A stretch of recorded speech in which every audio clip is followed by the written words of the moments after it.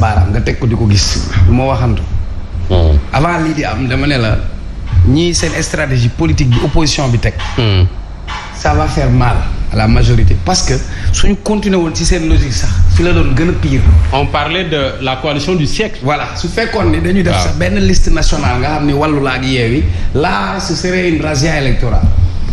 Regardez, je donne des faits. Vous allez sur les élections locales, tu vas te retrouver dans un département. Ce que Benno Bokk Yaakaar avait obtenu aux élections locales, loolu la amaat moom la maintenir. Mais ici, sur l'intercoalition, de manière intelligente, je dirais la méthode Déthié Fall, ils vont aller à Pikine et ñu ne voix yi ñu am yëpp ñu joxe consigne nañu votel Wallu Yewwi bu mu fi bu ko kenn laal même su fekkee minimum ñooy dem voté Yewwi loolu moo tax foofu yokku ñu ne la soo ñëwee tel département li nga xam ni waa Wallu moom lañ ko fa am jàpp nañ ni Yewwi moo leen fa ëpp doole waa Wallu duñu présent mais nañu bàyyi waa Yewwi Askan Wi dem yamuñu si même dans les combinaisons des listes da ngay dem par exemple Pikine wala Guédiawaye on va prendre des gens de Yewwi Askan Wi prendre des gens du Wallu consigne de vote boobu mu jàll. Comme à Touba. donc moi je suis pas là parce que xaw ma luy am ëllëg wala lu nekk seen xol wala lu nekk seen dënn mais stratégie bi ñu def ça a été une stratégie payante. ça feeñ na ci résultat yi. voilà et loolu moo reflété wu ci résultat yi maintenant biir assemblée nationale lu ne mën na fa am. parce que mais foofu aussi la Macky defee erreur. waaw ma ñëw après nga ñëw si erreur. point bi nga toll nii foofu la parce que depuis parrainage bi am na des candidats yu mu calé.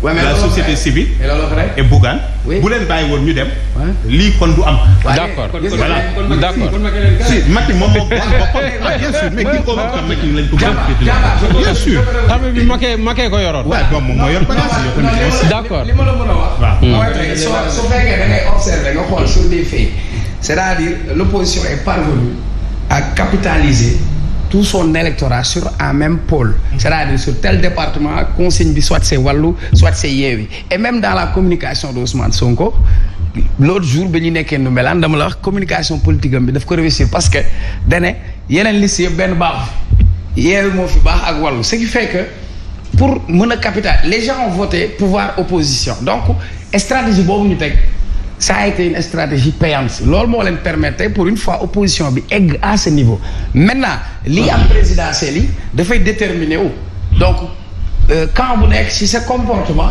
ci yow yaa ngi projeté wu ci élection présidentielle yi nga xamante ni moom mooy ñëw maintenant c'est pas parce que dañu am projet bu jëm par exemple Pikine ñu xam ni projet bi c'est d'intérêt national lu amal njëriñ askan wi la mais foofu pour man du pouvoir wala opposition soo gisee ni lii njeexital bi lu baax la ci réew mi mais foofu du ñu xoolal ci pouvoir wala opposition li ñuy xool mooy député askan bi la moi je considère que personne n'a intérêt aujourd'hui ñëw lu Sénégal bëgg a teg ñii ne nañ ko xajamal su boo ko defee yàqaloo kenn sa bopp nga yàqal parce que les gens vont se dire kii yàqkat la. beneen apport bi am te nit ñi duñ ko boole ci analyse bi moi je crois que aujourd'hui Bougane son opération il a réussi. Première chose c'est-à-dire opération lavage parce que. teggi tuuma commencé nañ ko am fu ñu ko féetalee nangam mu gën a radicaliser wu et puis il a contribué ci campagne bi donc finalement débat au troisième fu ne mu wër fa parfois mu dem tantôt candidat bi de opposition Yewwi bu dee moo fa nekk mu ne Yewwi bu demee fee mu ne Wallu je crois que moom aussi son apport feeñ na ci. et tey opposition bi dynamique bii ñu mos ñam naa ko neex na bàyyi naa ko. doo ko dégg donc gars yi ils vont resserrer les rangs ñeneen ñi nga xamante ni bokkoon nañ ci kujje gi te peut-être gisuñu woon seen bopp si les grandes coalitions aujourd'hui peut-être dinañ amaat beneen considération pour gis ne ñoom bi ñu demee peese nañ seen bopp mais tey lii lañ am ci lim donc pour man élection bi bëri na ay jàngat yu ñu ci mën a tirer maintenant Macky Sall tey pour plus de stabilité moom moo gën a soxla am cette stabilité et aujourd'hui ils sont obligés de composer avec toutes les forces du pouvoir comme de l'opposition parce qu'au sein de l'Assemblée nationale kenn ëppalewu fa kenn sa morom ñaari forces yëpp dafa équilibré. D'accord mais là où je voulais compléter Cheikh Omar à propos de la participation de Bougane Kader yaa ngi naan léegi Macky a commis une erreur pour man sax Macky a bien fait parce que Bougane su participoon ci non xamul tax non pour lui-même Macky a fait bien pour lui-même parce que si Bougane bokkoon dis-toi que l'écart se serait encore creusé davantage. parce que man li ma gis et ça je l'ai vu même dans mon propre quartier il y a des gens yoo xam ne ils sont abstenus parce que ils ont dit que Bougane mais il avait obtenu 220 voix. Bougane bokkul ne tey je sais que ce sentiment là bi ma gis ci maire yooyu je suis sûr et certain qu'il y a quelque part où aussi il y a des gens qui ont refusé d'aller voter parce que simplement ñoom gisuñu seen leader moom moo tax ma ne moom suñu bokkoon tey peut-être que l'écart serait beaucoup encore creusé parce que Bougane aussi ci coalition la nekkoon moo tax ma ne davantage le président Macky Sall li mu ko bloqué nii moom il a favorisé plus son propre camp plutôt que le camp de l'opposition parce que bu ci Bougane bokkoon c'est-à-dire que opposition bi ndam bi ñu am dina gën a métti que par exemple li nga xam ne moom la ñuy gis présentement. Saliou bu ci bokkoon surprise moo naroon am pour man très sincèrement. Quelle surprise? Parce que beaucoup peut-être ont voté parce que amatuñ woon fu ñu jëm xamatuñ fu ñu jëm il a fallu que peut-être que Bougane génn joxe consigne pour que ñoom ñu mën a def am na ñu ko yaakaar bëri na tey bi ñuy dem élection yi beaucoup pensaient que ni élection du am selon les dires de Ousmane Sonko le 31 juillet élection du am. su ma bokkul du am. sunu liste bu jàllul élection du am. foofu lañ taxawoon. te loolu gëmoon nga ko yow. mais moo ko wax. magum jëm non man gëmul ma ko man mënu ma ko gëm. man ay ree la may def. non ay ree la may def parce que. dama naan kii barewul pour dem. d'accord amul fu mu jëm kii fu mu toll nii déjà ci ay menaces la nekk. mais ñi nga xam ne gëm nañ ni ñoom mën nañu créer changement dañu ne woon dañuy dem te ak lu mën a am. élection dina am même bu fekkee ne c'est une justice populaire moom mooy am gars yi génn dem taxaw ci urne yi bureau de vote yi centre yi boobaa par force day am. mais pourquoi Bougane ak gëm sa bopp d'autant plus que du moom rek la ñu recalé woon. mais ils ont participé à les gens de Ascosen.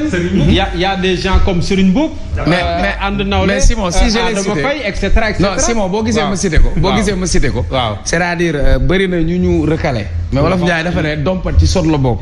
c'est-à-dire moom il a battu campagne il s'est déployé. mais man ñaari jàngat laa ci am deux. pour man premier jàngat bi d'abord mu ngi doon wone ni moom ci kujje gi la bokk et malgré que recalé nañ ko il faut moom mu contribuer parce que jàpp na campagne pour le compte voilà de l'opposition. parce que pour moom et surtout pour lui-même mais beneen bi mais deuxième bi ma si gis mooy pour wone ni luñ ma mën a jiin man fii laa féete wane ancrage am dans l'opposition mais troisième bi Bougane n'a pas pu participer aux législatives peut-être su participer aux législatives tey dina am un score parce que pour la première fois mu bokk élection locale ici avec 220 000 voix maintenant à lui de se projeter si 2024 mais tey am na ay petits contentieux yooyu pour man c'est des contextes politiques et parfois li Olof Njaay di wax ñi bokk teen ñooy laxasoo ay goj am na fu nit yi di toll chacun s'oublie les problèmes d'ego si vous avez un objectif en commun vous allez devoir faire focus en commun aujourd'hui il a une force non négligeable et que tey mënoo ko bañ a boole ci ko jege ça c'est clair il a réussi son examen xam nga sëñ Saliou analyse bu joxe ci Bougane analyse bu jar a bàyyi xelatu bu pertinent la ci lu ma jàpp parce que tey imagine Bougane demoon élection ñu ne bokk gis-gis am na nangam Benno am na nangam Yewwi am na nangam Gëm sa bopp am na nangam. kii mooy Froid 2000 ku ko gisul dégg nga ko sunu liggéey ni ngi aju ci lépp li nga xam ne mooy climatisation moo xam installation la maintenance réparation remplacement wala électricité bépp njàqare bu ngeen munti am ci seen kër wala ci seen liggéeykaay Froid 2000 moo ma ci doy. mun nga jokkoo ak ñun au 77 554 54 49. nous sommes mobiles fu ngeen munti ne ñu teew fajal leen seen soxla climatisation. moo xam installation la maintenance wala dépannage amul benn marque bu ñu ci jaaxal. bu leen nangooti di confier n'importe qui seen climatiseur nous sommes une équipe d'experts jeunes motivés et très dynamiques. Froid 2000 téléphone 77 554 54 49. Nous sommes à la cité Djily Mbaye Dakar. Vous pouvez également nous suivre dans nos différentes plateformes digitales.